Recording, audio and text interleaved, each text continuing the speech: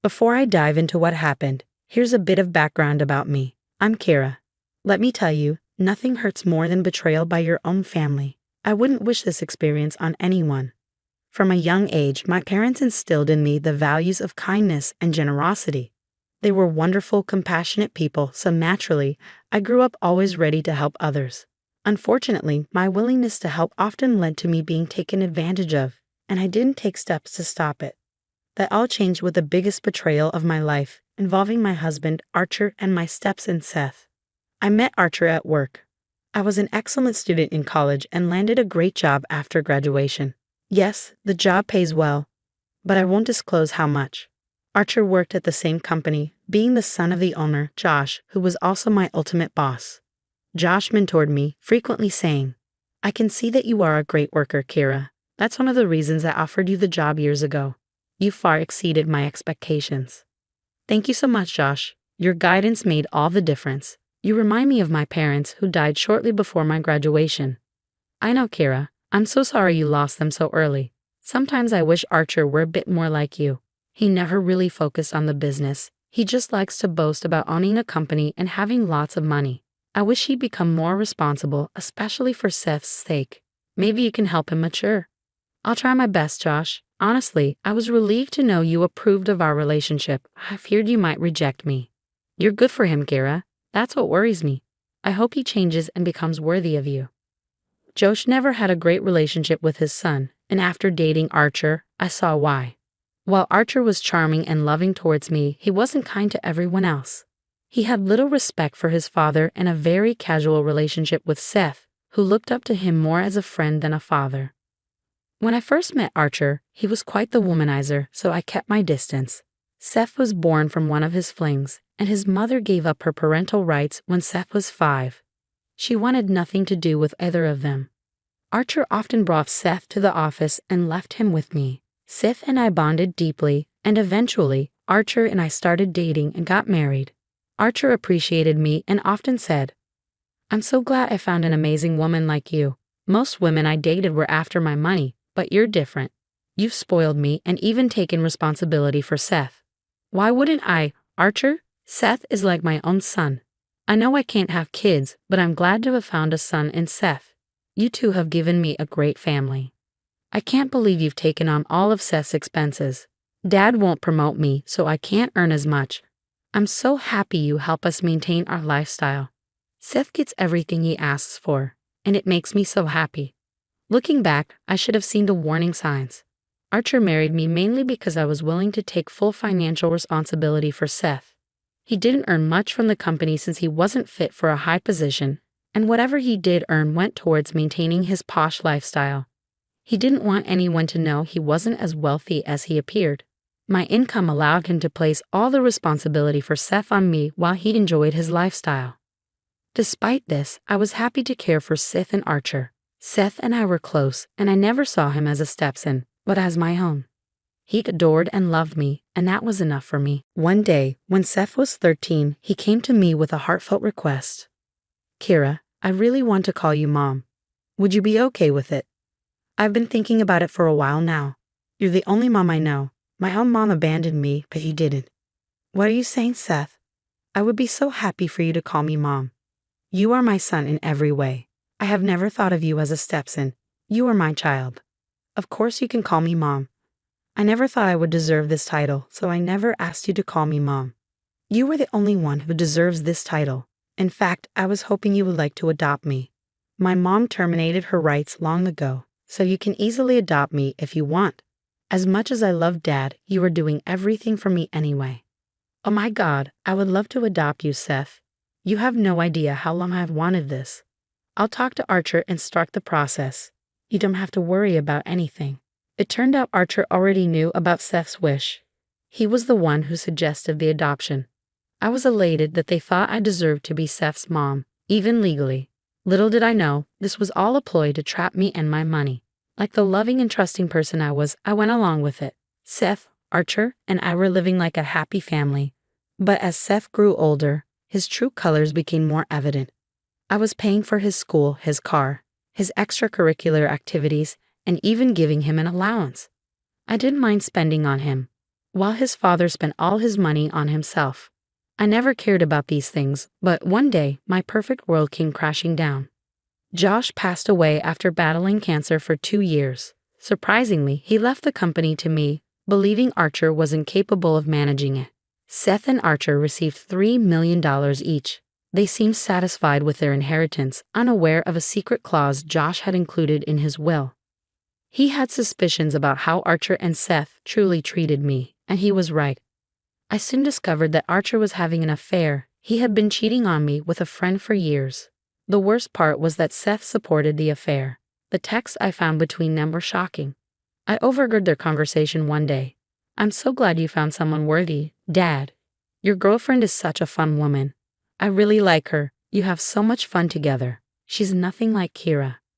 "Don't slip up, Seth. You need to keep calling her Mom. I don't want Kira to suspect anything. She might cut us off financially if she does." "I know that, Dad. It's just hard for me to call a stranger Mom. She's not my mom and never will be. I just don't want her to stop giving me money, so I keep pretending I like her. Your girlfriend is so much better. We need to keep up this facade, Seth. We can't let her doubt anything. Money is important to both of us. We have $6 million now. Why don't we just get rid of this woman? You can marry your girlfriend instead. We don't need Kira in our life anymore." "I've been thinking about it. Soon I will divorce her and marry my girlfriend. I'm just waiting for the money to be credited to my account." Hearing this, my world shattered. The people I had loved and cared for were plotting against me all along. Hearing that conversation absolutely crushed me. I never knew this was what my husband and son truly thought of me. I couldn't hold it in anymore. I needed revenge. I walked in with my head held high and a serious expression on my face. There was no way I would let them see how much their words had hurt me. Initially, they were a bit surprised to see me, unsure if I had heard their discussion. I decided to clear up their doubts. I said, "So, you're already planning to get rid of me, right? Well, I have some bad news for you. That $6 million you want, it won't be given to you straight away." Archer snapped. "What the hell do you mean? You'll need my signature for it. Do you think your father was stupid enough to trust you and Seth with money? This is my father's inheritance. Seth and I are entitled to it. All of it. We are his blood. You are no one. Ultimately, you're just my dad's wife. Why would Grandpa give you control over our inheritance? I guess you two have shown me my place today. Good to know that I am no one to you. All these years, I was just an ATM for you guys.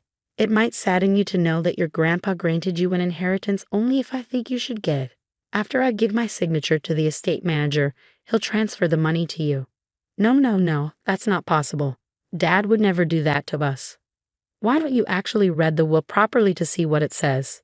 I know you two saw $6 million and just started to celebrate. Here, I have a copy of the will ready just for you two." I handed them the copy and waited as they read through it. They went pale, unable to believe their eyes. Inside, I was laughing, but I maintained my composure. Despite their betrayal, it still hurt, and I didn't want them to see how much they affected me. I watched silently as Archer and Seth tried to comprehend the will. When the truth finally dawned on them, they said, "I see that Dad put you in charge of everything. I guess it makes sense since you were so close to him. If you and Seth had even bothered to look after him, he wouldn't have done this." "We don't want to hear that, Kira. Just tell us when you will sign the documents. We need the money. We can't wait forever." "Now that I know what you two think of me, I'm not going to sign the documents. I won't give you two a penny. You don't deserve it." "You can't be serious. We deserve the money. You cannot prevent us from getting the money.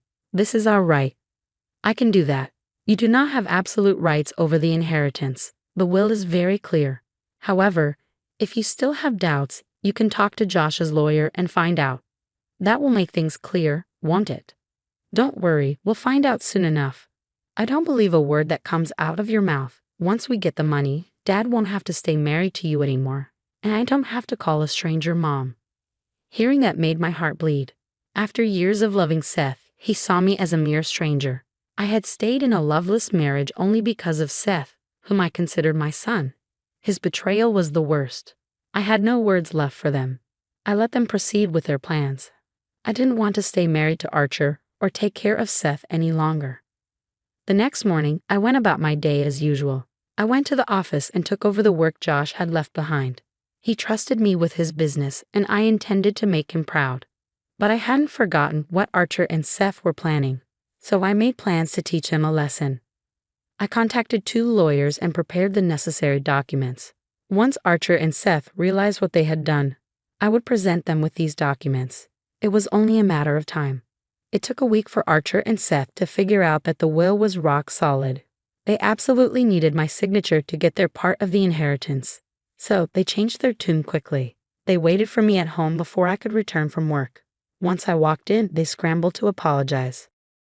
Kira, Seth, and I were talking about what happened, and we think that we treated you unfairly. You are definitely one of us. We understand why Dad left you with such a huge responsibility. You are a good person.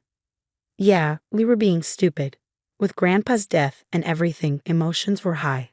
We may have done something we regret. Oh, so you 2 have finally understood that you can't get $6 million without me. Good to know. It doesn't take much for you to change your tune. You were misunderstanding us, Kira. We didn't mean any harm. We were being extremely immature. We are family, and we should forgive each other. Mom, why can't you just forget it and move on? It was a small mistake. I'm sure you don't want to see your husband and son suffer, right? So I am Mom again now, no more stranger. It's rich of you to call me family. I distinctly remember you 2 telling me that I am not family and merely a stranger. I guess a stranger can become family when they control your finances. Come on, Kira. Seth is a child.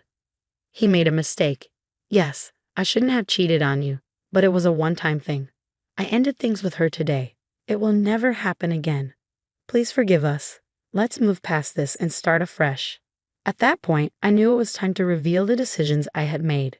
No matter what they said, I knew their behavior was fake. Archer had cheated on me for years, and Seth had supported him blindly. They showered me with fake love to maintain their lifestyle. The moment they thought they had lots of money, they planned to get rid of me. It hurt like hell, but I was done being taken advantage of. You know what? You are right, guys. We need to move past this and start afresh. Yes, I will be starting afresh, but without you 2. You can't be serious, Kira. We are married. Seth is our son. You can't abandon him. You cannot do this to us. I already have. You 2 betrayed me in the worst way possible. I was heartbroken to find out that you were cheating on me, Archer. What hurts worse is that Seth covered it up for you. Seth pleaded, I know I made a mistake, Mom. I didn't know any better. You need to forgive me. Absolutely not, Seth.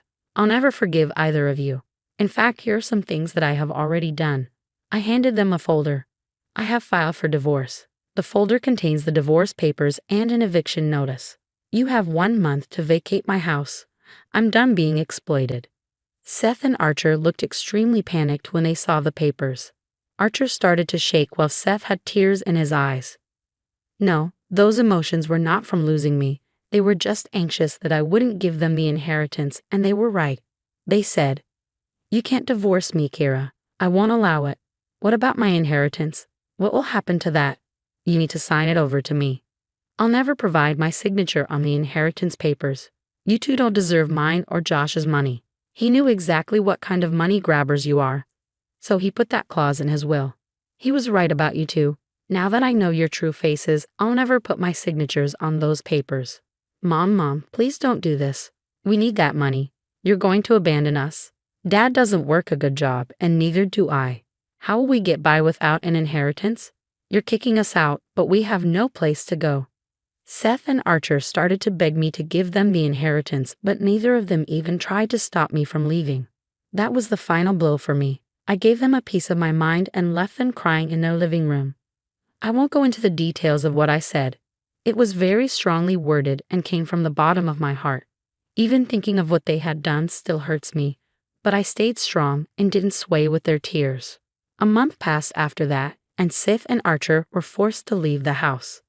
Archer did try to fight me on everything, from the divorce to the eviction, but with very little money in his name, he didn't have the funds to do much. Plus, his lawyers made it clear that he had no legal leg to stand on. Thankfully, I had proof of his cheating. I live in a state where cheating on a spouse stops the cheater from getting any alimony or assets, so Archer was left with nothing. Since Seth was already 18, I had no legal obligations to pay child support. Archer ultimately agreed to a mutual divorce. He knew that it was impossible for him to pay a lawyer for a long time. I mean, he did waste quite some money trying to get his inheritance without my signature. Seth begged me to stay in his life as his mother. Archer's mistress is apparently a minimum wage worker, which would make life very difficult for him. I know some people will not agree with me, but I want nothing to do with either of them anymore. Seth made it clear that I was just a money machine for him. I couldn't just forgive that. It's been a whole year since my divorce. Archer and Seth couldn't have their happy family after all. The mistress ran as soon as she realized that Archer had no money. Archer and Seth now live in a small apartment. Seth was forced to get a job because his father refused to fund his life. The two now have a very sour relationship and rarely speak to each other. They did try to contact me, but I rejected both of their attempts. I have moved on with my life. I'm seeing someone much better than Archer. We're taking things slow, so wish me luck that I can have a better life away from toxic people.